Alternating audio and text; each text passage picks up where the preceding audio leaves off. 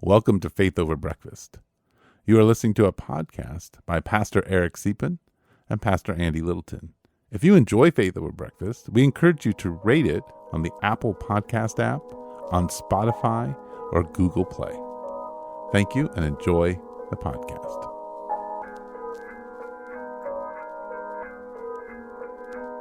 Welcome to Faith Over Breakfast. My name is Pastor Eric Deepen, and across from me is Pastor Andy Littleton of Mission Church, and I am pastor of the village. Yes, and we today we will talk about sex. We'll talk about sex with your kids. We'll talk about sexuality in general, and there's an extended intro that you might love. You might love it. I express my misgivings about it. Look, hang in there. It's fun. It's Andy and Eric being cool guys. Yeah, and I feel like I've had lunch with you. Have you? And I've had meals with you, and you don't just immediately dive into the serious stuff. No. And this is coffee. Okay. This is yogi tea. Yeah. It's breakfast. It's a conversation. Yeah. You got to work it in, Yeah. It's slow. So you're saying this is a true Andy being his true self with Eric. Yeah. It's pretty authentic, to be honest. Yeah, that's actually not so wrong. any of the sarcasm that you hear from Andy is pretty authentic. It's going to be the sarcasm that I you get would actually off get. air. But then you go, but this guy can actually have a decent conversation after all that. After we get through all that. Yeah. No, and I think the eternal debate on Faith Over Breakfast will always be, does Mission Church like Faith Over Breakfast? Or do they wish, not do they like it, but do they like it as is? Do they wish it would just get to the point? Yeah, they want it to be more to the point. Yeah, and Mission Church has changed over the last couple of years. Maybe my finger's not on the pulse. I don't know. But I mean, how many people do... Out of all the people who go on a regular basis to Faith or to Mission, how many of them know you do a podcast called Faith Over Breakfast? At least 5. 5. Okay, so about 5 of them know. Eric, we're about to have double extended intros, and so I'm going to have to say, let's jump into the show. You don't have any friends, so we just listen to the podcast so we can feel happy. Yeah. Okay. Sweet. Yeah. So we're going to start a trend here. Yeah, welcome to the podcast. Well, first of all, because I did just listen to our podcast because I wanted to see how it was. And as you just acknowledged, we were I especially was in a good mood. You were in a good mood. So anyway, I'm always in a good mood. What's going on with the Browns, man? What happened with the Browns? I don't want to talk about it. So they're not so good. It didn't end so well. Well, they're still the playoffs, right? Oh, well, I don't know. You're the Browns fan. I don't like football. Yeah, the playoffs are still on, right? Aren't they in the playoffs? You said they were in the playoffs and you were excited last week, and so now the well, they lost their last game. Oh, so they lost their last game. Yeah. Okay. But they're still going to be in the playoffs. Okay. I don't think. Oh, did they play this weekend? I don't know, Eric. You're supposed to know this. Gosh. Okay, here's a question. How often do you send the Browns to the Super Bowl? Never. Never? You know what that's alluding to, right? That was a poop joke. Anyway. Okay. And so Andy is going to make Eric laugh the whole show. Is that right? Okay, if you're going to take a picture of something. I'm not. Okay, I was going to say, you got to open your little slider door. I think. Oh, you're seeing if they went. Okay.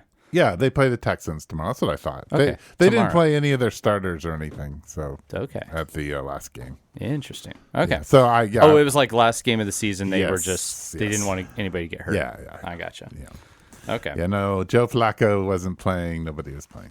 Interesting. All right. So back in the day, that probably would have been very frowned upon, but now it's all load management. Don't let anybody get hurt. We don't want to hurt people. Okay. Well, and I know you're dying to know what's going on with the Cubs, and so I'm happy to report that they did sign somebody. So they didn't go on off-season. vacation. They didn't totally go on vacation, and they made a trade that you know what? They listened to we'll your podcast yesterday, and they're like, "Woo, they did. We better do something." So we picked up a Japanese pitcher who shows promise and didn't overpay for it. And so hey, they haven't done nothing. It's not, we'll see. So you're reforming your comments on the Cubs. Oh no, nothing's changed. Everything I said last time. Still, no, I didn't think they were on vacation. It was they just happened to be I said that was an option. If we got to the end of the off season and nothing happened, we go, oh wow, I guess they just took really great vacations and didn't do squat. Right, that's true. There you go. Yeah. The sports update. How's Dudes, Foods, and Sports going? That is no longer a podcast. No longer a podcast. Okay, No, all right. no. Well, the former Great Village podcast. May it rest in peace. Okay, so you're making lists now.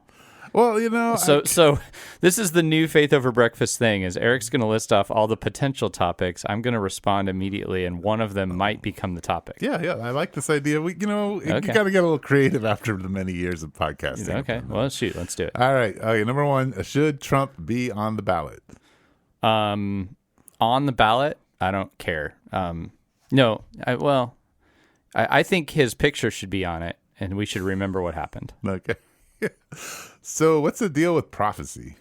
The reason I put that one down is I watched a podcast that they literally go through all the prophetic words of 2023 and see if they came true. And I'm like, what's the deal with prophecy? Like people go on, like ordinary evangelical, Pentecostals, they go online and give a prophetic statement for the beginning of the year. Do you have a prophetic statement for the beginning of the year?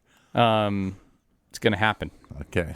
What's the deal with prophecy? Well, it depends on what you mean by prophecy. So I have a feeling if we talk to Eric Siepen, his definition of prophecy is going to be something about postmodernism and Seattle grunge, and there's going to be some amazing, and you're going to go, wait, I didn't even know that's what prophecy was. I'll just say, if you ask some people about prophecy, they'd say predicting the future. Mm-hmm. If you asked other scholars about prophecy, they would say, oh, well, the Old Testament historical books were called the prophets, and so when you factor that in, what does it mean for a history to be prophetic? We need to keep these things in mind. And you go, oh, okay, what do I do with that? And then they might talk about 1 Corinthians 14 and the purpose of prophecy to encourage and lift up the body, et cetera, et cetera. And is it always predictive, or is it speaking in God's words to God's people? And there's a lot of stuff there. So much there. All right, here we go. Adam and Eve, literal or figurative? Both. All right. There's one that I would think a lot about: gratitude and grit, like what it takes to survive in life. Oh yeah, grit. Yeah, grit's a big one. Yeah, we should have Angela Duckworth on the show. Yeah, that'd be sweet. Okay, so here's all I know is being in the desert Southwest. Get a lot of grit. Get a lot of grit. Yeah, whether it's in your teeth or you Or you can go to the or South your and ancestors. have grits. So there's there is that. Yeah. Okay, here's the one that I don't want to land on, but it's maybe I'm gonna like it. Talking to your kids about sex. Sex. Let's talk about sex. Okay. That's people want to know that. Is our podcast going to get tagged explicit now? Yeah, I probably. Hope so. Okay. On our last podcast, we talked about AI. So maybe we extend it. And I do actually have a question from a villager that they were thinking about emailing it, but they gave it to me directly. So I'll throw it out there. But it's not this, but it's related. Is technology evil? No. All right, moving on. Why Jesus? Why Jesus what? For anything. Why do you follow Jesus? What's the point of why Jesus? Do you follow Jesus? What's the point? What's of the Jesus? difference? Like why, who is he? What's the deal with him? Okay. Yeah, we're going to need a couple podcasts. All right, here's an easy one. This is we're going to shift gears. This is Andy and Eric become doctors. Oh. Why does everyone have a cold? Tips and tricks to not getting a cold. Yeah, let your kids play in the dirt during the summer. Don't let them outside in the winter. Okay. How do I stop being so judgmental? Stop hating yourself. And the last one I wrote down was, how do you become an adult? You don't have a choice. You don't have a choice. All right, so those are... How do you act like an adult? That's another thing. That might have been another. All right, so this podcast, as usual, has been brought to you by Yogi T. Yeah, and Yogi Berra, the great New York Yankees catcher, and the famous deliverer of one-liners. That's right. There we go. Okay. So what did the audience choose? I don't know. I don't know. Probably sex. How are you doing, Andy? Hey, I'm fine. Yeah. Yeah, It's really good to be podcasting. I slept well with you. last night. Yeah. If you talked to me yesterday, I wouldn't have been quite as perky. Didn't sleep so well the night before. So, anyway, yeah, here we go. So all right. So like, tips and tricks to sleeping well. To sleeping well. One of the things that I have done that has changed my life. Yeah. Is I put a blackout curtain in my bedroom. Yeah, that does help. That's a good idea. And it has changed my life. Really? For the better? Mm-hmm. I don't wake up to light. Yeah, I'll say one of our Christmas light strands, which we still have not taken down, goes by our bedroom window, and that has been a negative effect on my life. So here are my tips to sleeping, and this is, you might want to get your pen out because this is tip number one. Go to bed on time. Go to bed, and on time for Andy Littleton is. Man, I would like, this is not what I do, but I would like to follow the sunset and the sunrise. And there's something, there's kind of something built in to us that where circadian rhythm is a real thing. But I do like some evening activities. I would like to wake up with the sunrise all the time. Okay. But on time, around 10. Okay. Yep. Around 10. 10:30 is so we shoot to go to bed at 10 with the full knowledge that we will be in bed and most likely asleep at 10:30. But if we shoot for 10:30, it's going to be 11. So Are you ready for tip number 2? Tip number 2. Train your spouse to have the same sleep habits as you do, preferably before marriage. Yeah. My wife and I are 12 years going on 13 in, and we forgot to train each other in our various ways. I'm sure my wife would like me to be trained more in her ways, and I would like to have her trained in mine. If anyone has the secret to this, please let me know. It should be in your pre-marriage counseling. If you're a pre-marriage counselor, 6 weeks of training. Yeah. Every week you got to talk about like when they come in, ring a bell and say, "Now go home and go to bed." That's right. Right now. Right now. All right. Tip number 3 to getting good sleep is if I could master this, I've learned to double check my alarm before I go to bed so that I don't wake up and think I missed it. But the other night I woke up and I thought, "Uh-oh, did I double check it?" Oh, I did double check it. And then it's harder to go back to sleep. Yeah. Yeah. I wish I didn't care. But if there's an irregular, I was waking up early that day and it's on your mind. Yeah. So here's the tip. Live such a chaotic life that nothing can throw off your mind, that your mind is just so used to chaos that whatever time you're waking up, it's not surprising to you. Yeah, there you go. That completely defies point number 1. That's right. Yeah. Well, you didn't know that if you listen to Faith Over Breakfast, it's become a health podcast. So I want to just give my tips to not getting a cold. Oh, good. Okay. This is the tip. Number 1 tip. Decide not to have a cold. Yeah. Power positive thinking. Yeah, that's number 1. Number 2, when we first planted the village, there was this doctor who used to go to the village, and he was, what do you call the doctors who you send away like your biopsies to, and they study those biopsies? Pathologists? Sounds good. Whatever. He told me, he's like, "Eric, I've cut tons of bodies open. I've looked at tons of different diseases, and I'm going to tell you something, and I have no reason for it." He's like, "Eric, take your gummy vitamins." Yeah. So, so here's the thing. I have not gotten sick over the last year and a half. And you're committed to gummies specifically. Yeah, I said, "Why gummies?" Like, "I can't tell you. Just take gummy vitamins." Oh, okay. And I'm like, I don't know if it's his like top secret or not, or he's pulling my leg, but I trusted him. 20 years later. Yeah. Or whatever it was, 20 plus years later. So this last year, I've taken this regimen of multivitamins, vitamin C, echinacea, zinc, and I haven't gotten sick. Yeah. Now, I don't know if, tomorrow I'm going to catch this cold that half the world has. Right. But anyway, that's my tip. Take your gummy vitamins. Tip number 1. My wife and I both take, and our daughter take all the vitamins, and she tends to get sick a lot, and I don't. So I think there's another factor out there. I don't now, believe you. I get sick sometimes. But they're not gummies. That's the problem. It's the gummies. It's okay. the gummies. All right. I think she might take a gummy. Anyway, But continue. maybe that's the problem. Is the gummies. So anyway, the gummy vitamins are the problem. this is the stupidest faith over breakfast ever. By the way, it's so good. Oh, good. I'm glad. This is the difference between Eric Siepen, probably the Village, and myself in Mission Church. If you like this podcast, you belong at the Village. It's the church for you. Oh, wait a minute. I bet you there are people. In fact, I know it's because it's just the people at Mission Church just like me. So they will come to me and tell me. I see them and they say, "Oh, I listen to Faith Over Breakfast. It's really cool." You. Okay, it's me. It's just me. Good. It's all about me, man. Yeah. People at our church are like, "Is there a point?" They have moved on. They're not listening anymore. Yeah. They've moved on. Yeah. They quit. Well, except for the ones that I know at Mission Church. Yeah, who don't talk to me. Yeah. The ones that secretly wish they were at the Village. Yeah. Okay. Cool. All right. So all of Mission Church. Yeah, well, probably. Yeah.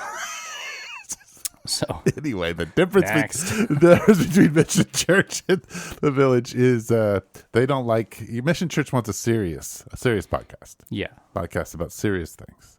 So does the Village. We're serious people. You're very serious people. Yeah. Yeah. So what serious thing you want to talk about? How you talk about? We both had to talk about sex with our children. That's true.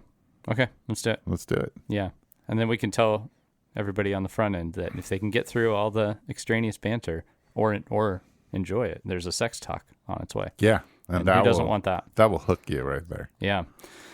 Well, Eric, you're the pro. I just can't wait to learn from you. So, well, maybe we can start with how we experienced the sex. Oh, talks. the sex talk. Yeah. I got the book, A New You. So you got A New You. I got Dr. James Dobson's. Oh, book that's because you guys adolescence. That's because you guys were super Christians. Oh, is The New You like not for super? I don't think it was even a Christian book. Oh, was it? I think it was just a little book about a little boy who discovered that he had body parts and stuff, and was like, "What's with these hairs growing different places?" And it was just one of those cheesy little books that was like, "Hey kid, that's totally natural." And it's like a little, I think like some animal, like a dog, was talking to him, so he didn't feel as awkward. This was not geared towards teenagers. Everything was wrong with this book. Yeah, it's like, humans can't talk about this, so an animal's going to do it for you. And since an animal has hair everywhere and body parts, trust them. They know what's going on. Animal. So I might be mixing that up with something. Anyway, my mother handed me this book in a very awkward moment. Was like, "I think you should read this." 6th grade. Okay. In Indiana, they separated the boys and girls and showed us a movie. Okay. And then sent us home with a packet to discuss with our parents. Yeah. At the same time, my father gave me this adolescence book from Dr. James Dobson. Was it like the adult one? Like didn't he have a book about preparing for adolescence or something? That was what it was called. Yeah. So you got the book adults were reading about adolescence as a child? It was directed to teenagers. Oh, so maybe it was the book that went along with that book. I don't know. But my dad told me to like read a chapter and we would discuss it. And he discussed the first 3 chapters and then we never discussed it after that. Oh. Just about the time it got to talking about, things like masturbation and he went naked women and things and men and sex. And then we didn't talk about it. And your dad, as a therapist, is aware of all these things, but still something about talking to his son. Well, he was being trained as a therapist at the time. Oh, okay. So, he was a math teacher. Oh, yeah. He said, Eric, 1 + 1 equals 3. Yeah. But if you're not ready for 3, I don't know if 1 and 2 should be hanging out in the back of the class. That's exactly. But so I was that a good John Siepen voice when he was a math teacher? I don't know. Hey, kids, it's me, John Siepen. That sounds a little bit more like Kermit the Frog. Right? All right, bring out your textbooks. Yeah, my dad is a math teacher. Okay. Anyway, so I had to figure it out on my own. Yeah. From my friends, from whatever resources, because there was no internet. Yeah. So it was mostly friends, and I can remember having pornography becomes a resource. Right? Yes. Yeah. Once it's introduced to you, which I didn't really start seeing it until high school. Yeah, that's fortunate for you. Yeah. But I can remember having long conversations with my pseudo girlfriend in 6th grade about just how babies were made. We had some really interesting theories. Eric, you've always been better at in-depth conversation than me. And so this is just another proof that that's a lifelong skill of yours. My sixth grade. I never would have talked to a girl about that. You have to understand that in Indiana, you get on a bus and it's super cold and they drive you to school and it's a half-hour drive. So, I love the logic here. Andy, you need to understand that in Indiana, it's super cold. And they put you on a bus and you talk about where babies come from. That's right. Because, that's what sixth graders talk about. Yeah. In the 80s. Wow. Yeah. Yeah, okay. Well, we didn't have the internet or chat GPT to tell us these things. I didn't either. So how about you? How did your process, other than this dog telling you about your body? Yeah, I don't actually remember everything about the book. I remember the general books, but I got one of them, and it was called The New You. Yeah, so I looked through that myself. I would say I was mildly interested, actually, but also was like, yeah. Like, there were parts I think I was like, okay, yeah, I did want to know how that works. I didn't read this book in depth. I didn't sit down and go, wow, thanks. I just kind of skimmed through it. And then, there was all the friend conversations were huge. For me, I think around this time, like, this is already, like, where, like, pornography is, like, getting introduced through friends, I actually had, like, realized we sold merchandise at the swap meet for a period of time, and there were sources, right? Even as a young kid, I knew who sold it, and they may or may not care. I got caught with it, and that was actually one of the better things that happened in my life, is at a very young age, when I was just in the, like, very curious. I would have been somewhere in middle school, like early middle school. Okay. Probably. At the swap meet, one of the vendors, like, caught me looking. And because I was at the very young age where it hadn't, like, reached an addictive stage, like, I felt a ton of shame.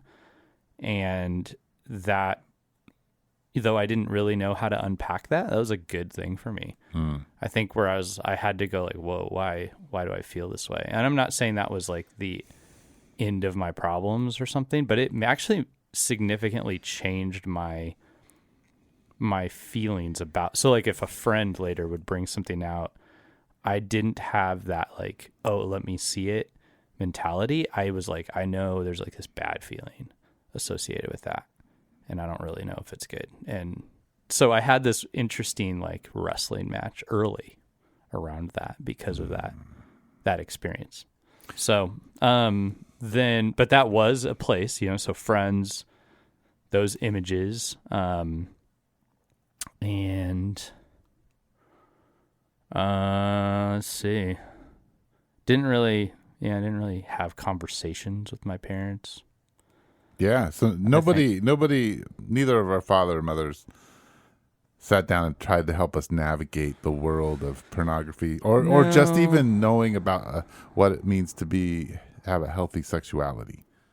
Not in my recollection. I think if my mother listens to this, I might get a phone call. She go, I tried to do that. My dad, no, he was very unsure how to navigate such things. Sure. Well, I'm not going to say my parents didn't give half-hearted tries. Yeah, but it wasn't a thorough, hey, here's... Yeah. Well, it was certainly not at a level where I thought, if I have questions about this, I can go to them. I can go talk to my parents, and there isn't any shame in this. Yeah. Yeah. No, for sure. Well, and also I knew a thing about my parents was that my dad had never had a girlfriend until he met my mother, and they were older. So he was flying solo till he was like 35, and my mom hadn't had a significant relationship until she was like 40 with my dad. And so I viewed them as people who had no idea. Now, actually, I look back on that and I go, man, like that doesn't have to mean they had no idea back then. But as a kid, I viewed them as, like, I wanted a girlfriend now. They had never done that when they were in school, so they didn't get it.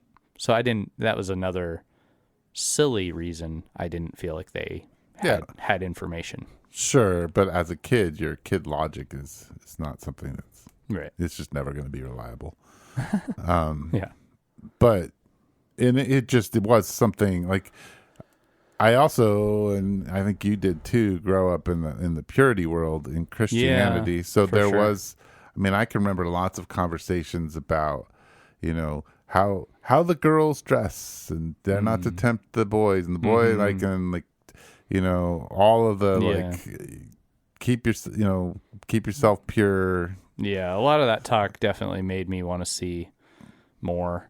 I remember, so I went to a Christian middle school, did not go to Christian high school. I was involved in some kids ministry when I was younger, but then actually I didn't like it. So I started going to church with my parents. So in the later middle school, early high school years, I kind of avoided that. I didn't hear those talks because I wasn't in youth world. And then because I liked a girl, I started going to a church when I was in high school, and we did hear a lot more of it there later high school. So I had doses of it and was in a lot of different church traditions. We moved around. So I got different flavors of it as well. So it's less consistent than what I've heard in some other people's lives, but it was there. Yeah. For sure. This I remember in the school just the obsession they had with keeping the length of girls' shorts at an appropriate length, and the girls would slouch their shoulders to, prove that they could have shorter shorts. And I'll tell you what effect it had on me is I was a pro short shorts guy. I was like, this is a dumb rule. I would like the shorts to be shorter. Yeah. So the effect was not that I said, this is that's a good thing. These people are really concerned about honoring the Lord. Yeah. I was just like, short shorts equals awesome. Yeah. Yeah. All right. So that's all. So our experience was not at the best. Let's just say for sure. But now we both have, I have adults and you have a teenager. Yeah. Jury's out on me. Sure. Well, no, but I'm assuming that you and your wife have started having these conversations. Yeah. We've had different layers of conversations for sure. Yeah. And we've attempted to do more and be more open. I'm sure if you interviewed my daughter, she would say, yeah, mediocre. Well, maybe. I wonder. So I feel like there's being in our place. There's a temptation to overcompensate. For sure. Right. So I got to get it right. Yeah. And I got to do this right, and I have to help my kids have it I will be what my parents weren't. Sexuality and a real good godly grasp on it, and feel comfortable with it. Yeah. And I can tell you that no matter how you go about this, you're gonna not do it perfect. No, for sure. And they're gonna have to walk through their own sexual journey. Yep. So I can tell a few stories just to help people think this through. So I was pretty committed to having an honest conversation with my son about his body changing, about sexuality, about all those kinds of things. And I remember the first time we sat down to talk about it, I think he was probably in the 6th grade, 5th grade. And as soon as we got to starting to talk about it, he burst into tears and was like, I don't want to talk about this at all. Right. So that was not in the playbook. You went, I thought he was going to appreciate this. Right. This is what I always longed for. Yeah. Because some of what was unique to what I realized to us in our family was that there was already a pretty honest conversation about who we were and a more comfortability with bodies, that he had a real innocence that didn't need to be kind of toyed with yet. He was more sheltered than I actually realized. That's probably something that needs to be acknowledged as well. Is there's what your kid has been exposed to. There's just your kid. Every kid having done youth ministry for years. And I had a lot of these conversations with other people's kids. Yeah. Just because they're the same age or something, kids are not the same. They're not at the same place. They're not thinking about the same things. And you need to be very attuned to this specific child. Yeah. Yeah. So I think that was lesson 1. I think on the other hand, my oldest daughter, my wife, as that conversation began, she actually took her for a weekend to a hotel, and they did, lots of girly things and started having those conversations. And that for her and my wife has created a good, like, safe space Good. to have conversations. And so they have those conversations. On my part as a father, like, I started talking about what a girl would be looking for in a husband, and what's just like what it means to be a woman and what it means to be beautiful and how to express that in a godly way since Ashton was like 2. Yeah. And we talked a lot more about what does the culture say and what does God say, and how does beauty vary in God's economy versus in the world's economy, and really trying to be able to own your own body, be comfortable in it, your own personality, what it means to be a woman for you, created in the image of God. So, and I left the more, physical parts of sexuality and all that kind of stuff to her mother, and the processes and all that to kind of talk through and figure out. Well, an angle that I have on this, that's one that I'm sad about, but it's also something I have to offer, is just to say that, like, a kid in a family's story, and you're like the what's going on in the parents' lives is a major factor in all this. And so there's the words you say, and then there's the realities that you see and experience. And so I say that to kind of like be careful with my own daughter's story, right? Like, but just to say that that's a hard thing. Like, so I've attempted to speak very clearly about those types of things and really encourage, like the best forms and the ways that it would be ideal and good and God honoring. But there still is there are significant people in the story who have lived differently and had different journeys. And you do grab identity from that. And so, I mean, I'm even thinking of other people who have who have had very godly presenting families, and they find out there was something under the surface that wasn't so good. And even if you've been taught all the right things, you still realize you've learned patterns, you've seen things, and that shapes identity, and that's just hard. And I think one really unfortunate thing about what purity culture did, and what versions of that today could do, is just teach bare principles, like here's what you should do, here's what you shouldn't do, here's when you're tarnished, here's when you're not tarnished. And the trouble is, we all have these different, like, these stories, this pain, we have different versions of things we're wrestling with that are core, like, identity questions about who am I? Who am I because of my parents? Who am I because of who God is in my life? What does it mean that God gave me these parents? What does it mean that God gave me these feelings? Right. And so there just needs to be a very rounded, nuanced conversation. And I think you have to respect other people's like the waves and the bumps in their life, and how it's not as easy to learn some of these things as it is for others. So even if you've said all the right things, I wonder how much those identity shaping events factor in versus what I've tried to teach. Well, and we'll see. I mean, like I said, we are still in the midst. Yeah, you are in the midst. And I mean, I would argue that as someone who has 80-year-old parents, you're always in the midst, even in when it comes to your sexuality and all those kinds of things.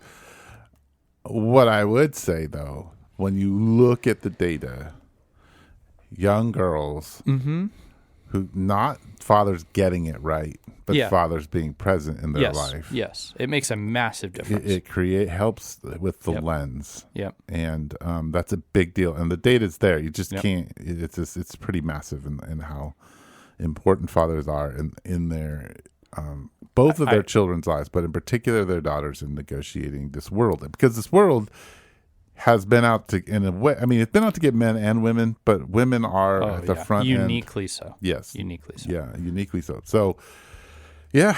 So I don't even know so much about getting it right as being present. Yeah. And trying. And being willing to say, I'm sorry I screwed up, or, hey, okay, I didn't do this part right, but I can make a choice here to help.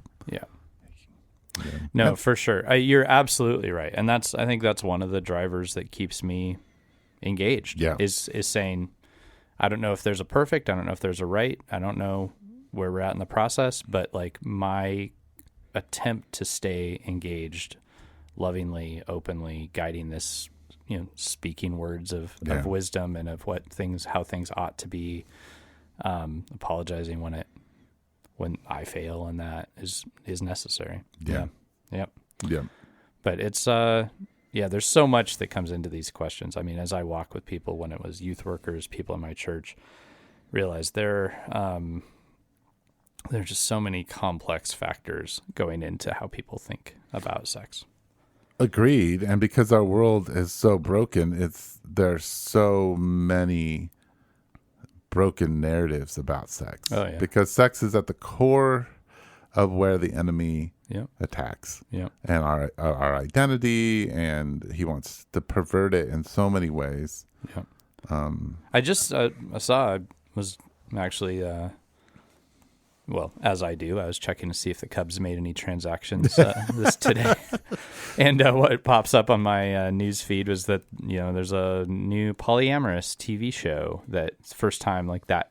Like it's kind of like a Bachelor, but for people who are gonna have multiple, people in their lives, and that's something that I think surprises. Like the direction I thought that progressivism would have been going would have been in the opposite direction of that. I didn't expect progressivism to say, hey, like get into a multi-person relationship. I would have expected it to just go, don't get committed to anybody.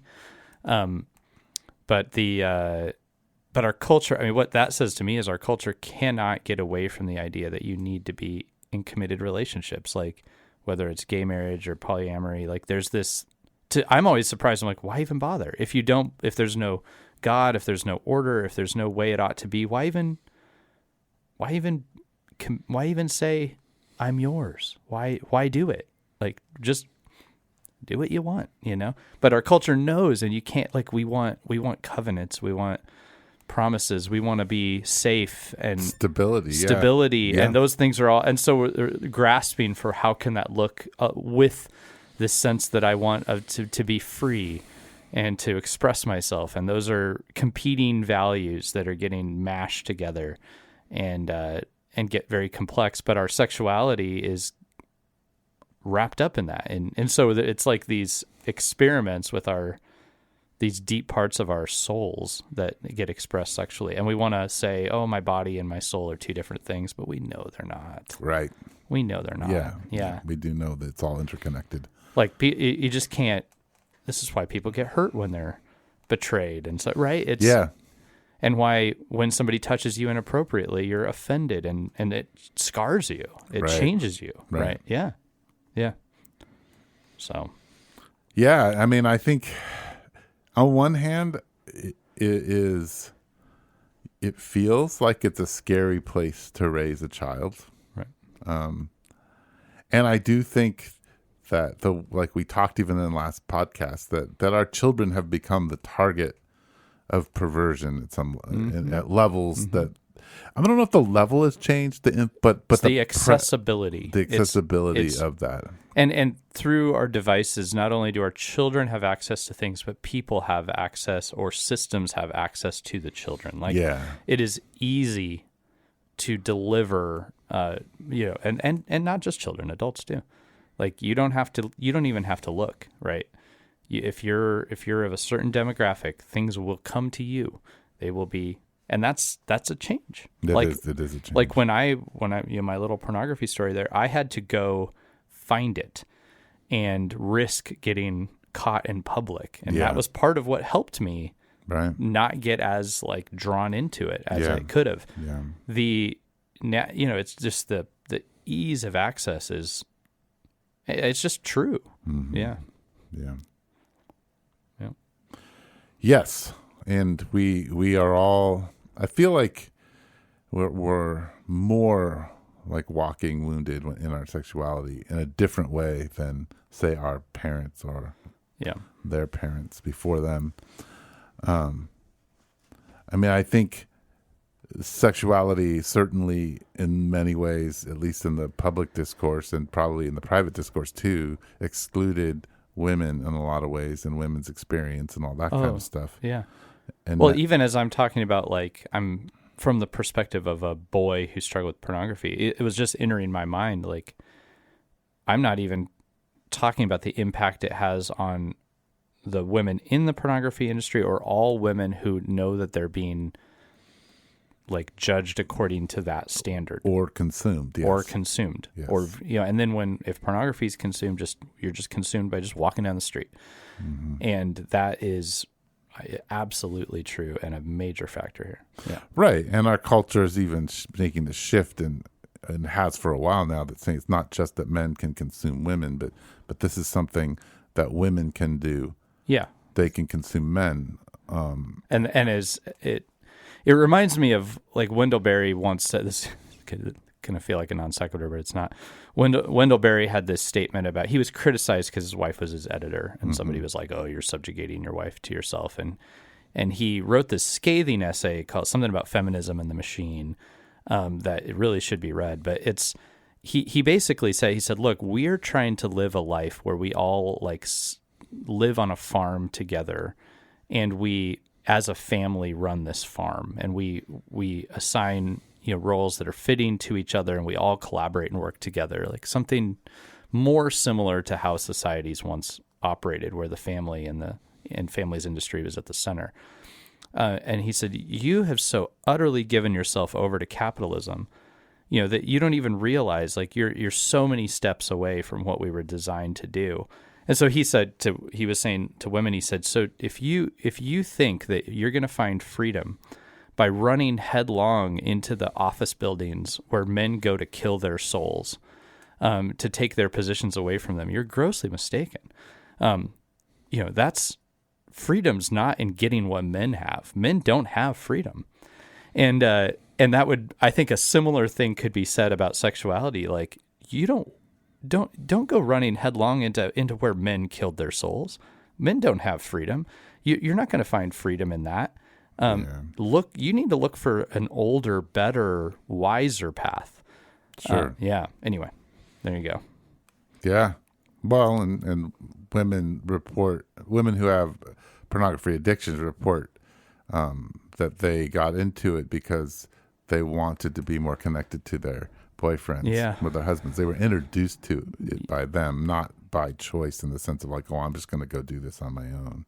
I have heard the opposite too, but I've heard the data pretty much puts that more common. Yeah. Yes. Yeah. Yep. So anyway, I mean, I think that it's a mess. So then you freak out as a parent because you're like, oh, I gotta do this right. Yeah. And honestly, I mean, I don't. As someone who's walked with my daughter, and like you said about yours, I have to protect her story. So there's not a lot I can say about it, but I can say it's like I wouldn't want to be her in this culture. It's really, really hard, and I don't want to be my son. Like I really do cherish and value the Village and churches like Mission, like where there's community, and I know other churches do this too. So I just I'm not in them. So, but really a holistic care for people and for their sexuality, and really trying to support families in this conversation. And sometimes I will feel like churches like ours, I go just be like, oh man, there's so much more like brokenness. I think the truth is we're just aware. Yeah. More aware. Yeah. Yeah. Definitely. Yeah. But yeah, so how do you talk to your kid? I would say, like you said, every family and every situation, every child is different. Yeah. But there are some general rules, like show up. Yeah. Be okay with making mistakes. Yeah. And don't run away. Yeah. Move into uncomfortable. Yeah. Be willing to be places. Uncomfortable. Yeah. I mean, I think there is a plethora of books out there if you just are looking for anatomy conversations. Sure. And there's a plethora of books to create, the conversations you might need to create, but that's not that as important. Yeah. I mean, don't avoid them, but it's not as important as being present and having uncomfortable conversations about what is happening and what kinds of messages are being sent and what's going on in your daughter and son's life. Yeah, I think they need to trust you and know they can screw up and talk to you about it and process it. Yeah, totally. Yeah, those are the bigger keys. Yeah, and I mean, heck, you want a lot of prayer for your child. Yeah. because the Holy Spirit will tell you if you are praying a lot. It doesn't always tell you, like preemptively, but Yeah. if you're willing, but I have had so many times when the Spirit is like, you need to talk to your daughter now, and it turns out You did. and it wasn't. And when I say that the Holy Spirit said you need to talk to your daughter now, it was not an audible voice. It You was just knew. my daughter came up in my brain, and my chemicals started firing in my body, and I was like, oh, that's God saying it's, Yeah. Yeah. because there wasn't any situation that gave me that. I've had similar and I've heard people talk about similar things between children, between spouses, where they just go, I just knew it was time to ask a question. It was time to, Correct. to listen to that. Yeah. I think that's the greatest advice. Yeah.